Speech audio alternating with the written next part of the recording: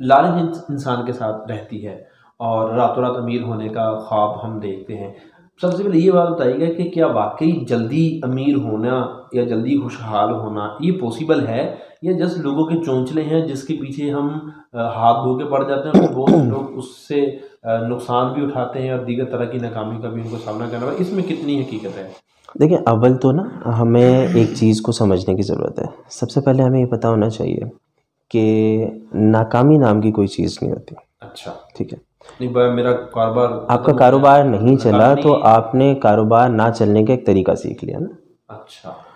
Experience, अगर आप अपने कारोबार में नाकाम होते हैं तो ये नाकामी नहीं, आप इसको एक्सपीरियंस काउंट करें। ठीक है, आपको 5 बिजनेसेस फ्लॉप करने का एक्सपीरियंस है, इसका मतलब आप 5 तरीके जानते हैं जिससे बिजनेसेस फ्लॉप हो जाते हैं। ठीक है, दूसरी चीज़, हम क्या करते हैं कि हम पाकिस्तान में या इस जैसे किसी भी ऐसे मुल्क में जहाँ पे इकोनॉमिक कंडीशन पाकिस्तान की तरह हो, ठीक है, नाइजीरिया, घाना, तंजानिया, बांग्लादेश तो खैर हमसे काफ़ी बेहतर है, लेकिन यहाँ पे भी एक वक्त में ये चीज़ें मौजूद थी कि लोग ओवरनाइट सक्सेस के पीछे बहुत ज़्यादा भागते हैं।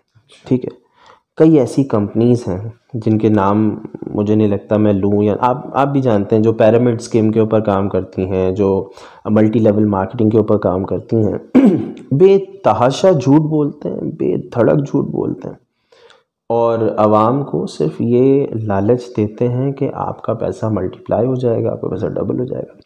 देखिए, ओवरनाइट सक्सेस नाम की कोई चीज़ नहीं होती। ठीक है, कोई भी अच्छी चीज़, कोई भी वैल्यूएबल चीज़ बनती है वो टाइम लेके बनती है। ठीक है, इसका मतलब ये कि आप फेल हो रहे हैं तो भी आपको परेशान नहीं होना।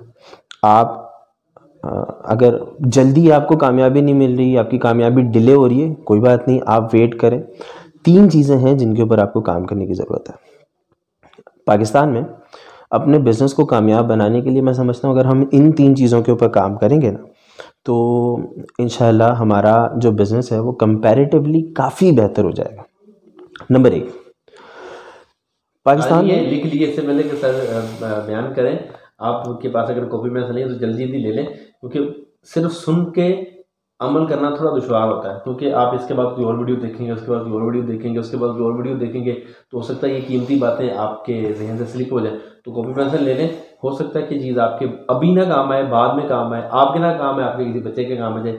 इल्म को लिख कर कैद कर लेना इसकी अफादियत को बढ़ा देता है। प्लीज़ सॉरी सर, मैंने इंटरप्ट किया, प्लीज़। चलें, मैं आपको वो 3 पॉइंट्स बयान करने लगा था। नंबर 1 कि देखें, पाकिस्तान में ना एक बड़ा मसला है जो फैलता जा रहा है। लोगों का ट्रस्ट बिजनेसेस के ऊपर से ख़त्म हो रहा है। कोई भी बिज़नेस है ना, आप कोई भी प्रोडक्ट लेके आते हैं, लोग उस पर सबसे पहले डाउट करना शुरू करते हैं। क्या ये जो कमिटमेंट कर रहे हैं, ब्यूटी सोप कमिटमेंट करता है कि जी आप इतने दिनों में गोरे हो जाएंगे, हसीन हो जाएंगे, खूबसूरत हो जाएंगे। एक्नी सोप कहते हैं कि जी आपका चेहरा जो है वो बड़ा खूबसूरत हो जाएगा और चांद जैसा साफ़ हो जाएगा। चांद साफ़ नहीं होता, चांद पे बड़े धब्बे होते हैं। तो प्रॉब्लम ये है कि जो भी कमिटमेंट आप करें, अव्वल कमिटमेंट करते हुए ज़रा होल्ड योर हॉर्सेस वाली एक बात होती है ना, अपने बहुत तेज़ी में आप कोई ऐसी कमिटमेंट ना कर दें जो आपको, देखें बात बहुत मुख्तसर सी है, छोटी सी बात है, लेकिन ये वैल्यू रखती है। आप जो कर सकते हैं उसका प्रॉमिस करें। आवाम को हर दूसरी ब्यूटी क्रीम के अंदर आप जो है ना वो गोरा रंग और ये सारी चीज़ें नज़र आती हैं। ठीक है, गोरा रंग और काला रंग वैसे तो खूबसूरती की निशानी नहीं है, खूबसूरती इंसान के किरदार से होती है, पर्सनालिटी से होती है।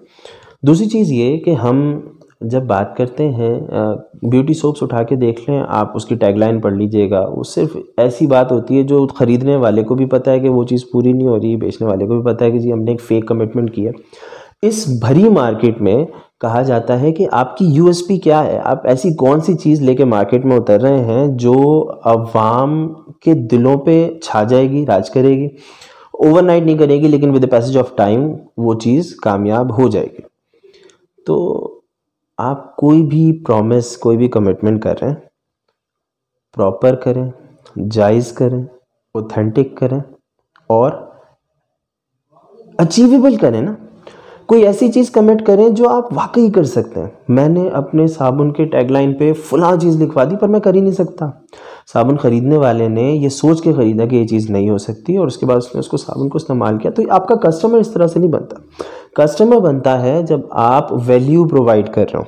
नंबर एक, उसको जो वैल्यू चाहिए, वैल्यू मतलब जो उसको यूटिलिटी चाहिए, उसको जो बेनिफिट चाहिए आपकी चीज़ को यूज़ करते हुए, वो उसको मैक्सिमम लेवल पे मिल रही है। ठीक है, किसी और से वो उसको उतनी नहीं मिल रही जितनी आप प्रोवाइड कर रहे हैं। नंबर टू, प्राइसेस बहुत कम कर दें।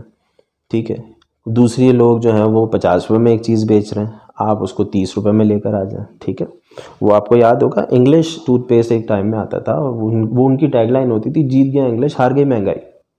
इतनी बहादुरी से और इतने कॉन्फिडेंस से वो ये करते थे। वो इसलिए करते थे कि वो मार्केट में किसी भी कॉम्पिटिटर टूथपेस्ट से कम प्राइसेस में चीज़ें प्रोवाइड कर रहे थे। ठीक है, इस तरह देखें कि पिछले ज़मानों में जो जो भी प्रोडक्ट्स होती थी वो अपनी टैगलाइंस बड़ी सोच समझ के रखती थी। आजकल का दौर लंबी लंबी छोड़ने का दौर है।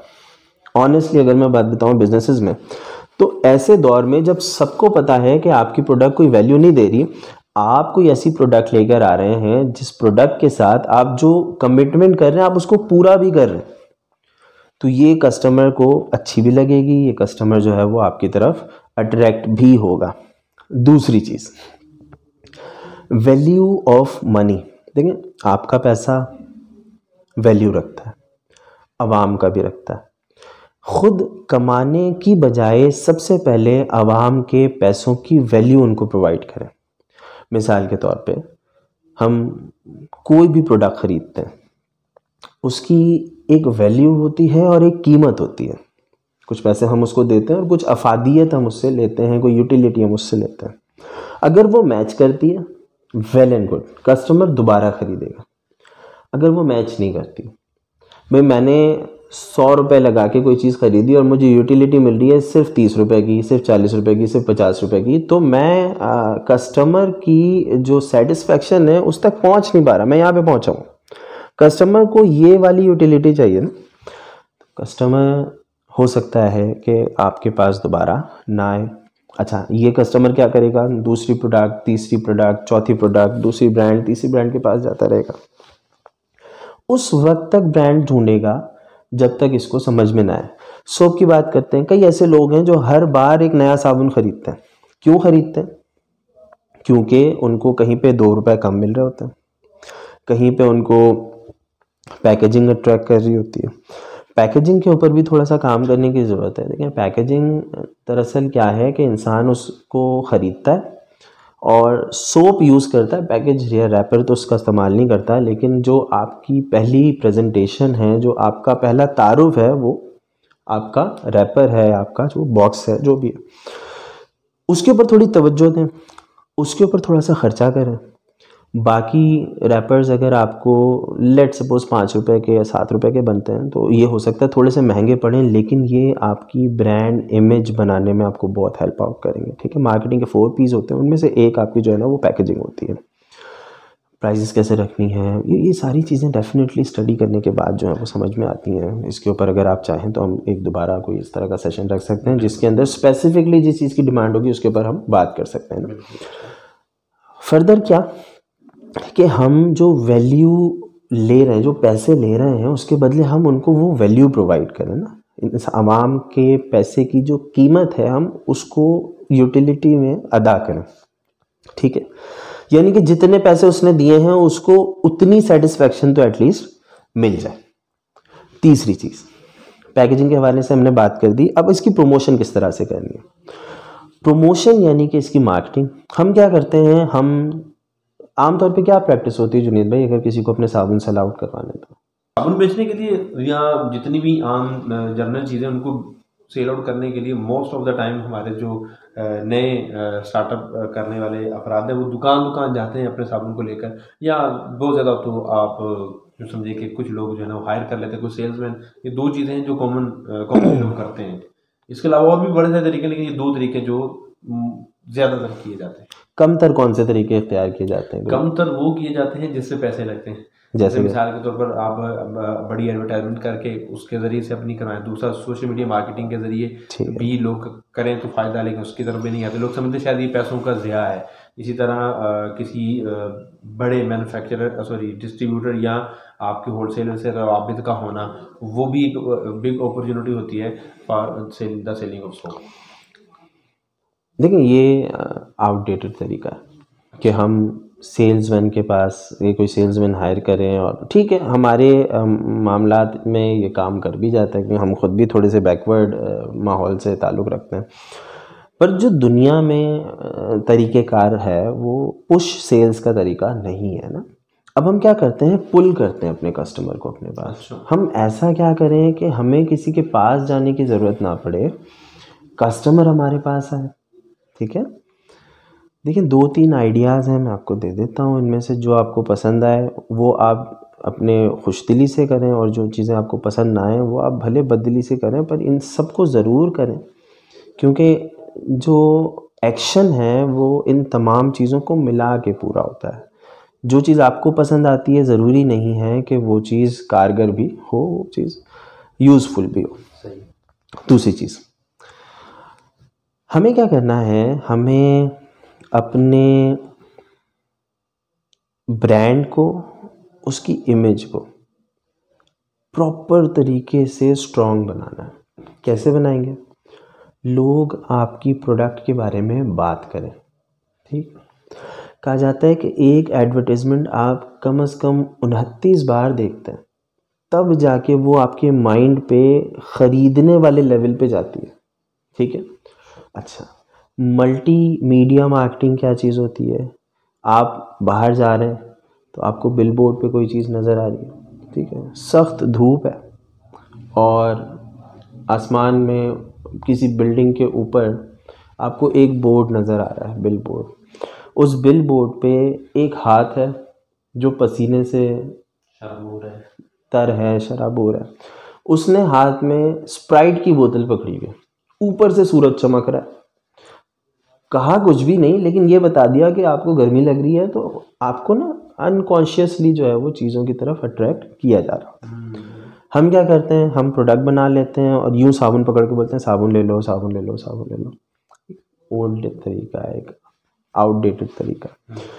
कुछ इंटरेस्टिंग करें, कुछ ऐसा करें जिसके बारे में लोग बात करें। ठीक है, मैं खड़ा होकर साबुन बेचना शुरू कर दूंगा तो शायद लोग इसके बारे में बात ना करें, तो थोड़ा सा क्रिएटिव बने। ठीक, अच्छा, जो बिजनेस माइंड होते हैं ज़रूरी नहीं है वो क्रिएटिव भी हो, तो सर मशवरा करें। मेरा नंबर आपको जुनेद भाई ने प्रोवाइड कर दिया है। हो सके अगर आपको इस चीज़ की ज़रूरत पड़े, आपको इस हवाले से किसी चीज़ की ज़रूरत पड़े, तो आप इसमें रब्ता कर सकते हैं। इंशाल्लाह एक कंसल्टेंसी प्रॉपर तरीके से आपको प्रोवाइड की जाएगी। सर जितनी आप माशाअल्लाह बातें कर रहे हैं, इसमें बात से बात निकलती है और बंदा सीखने की तरफ जाता है।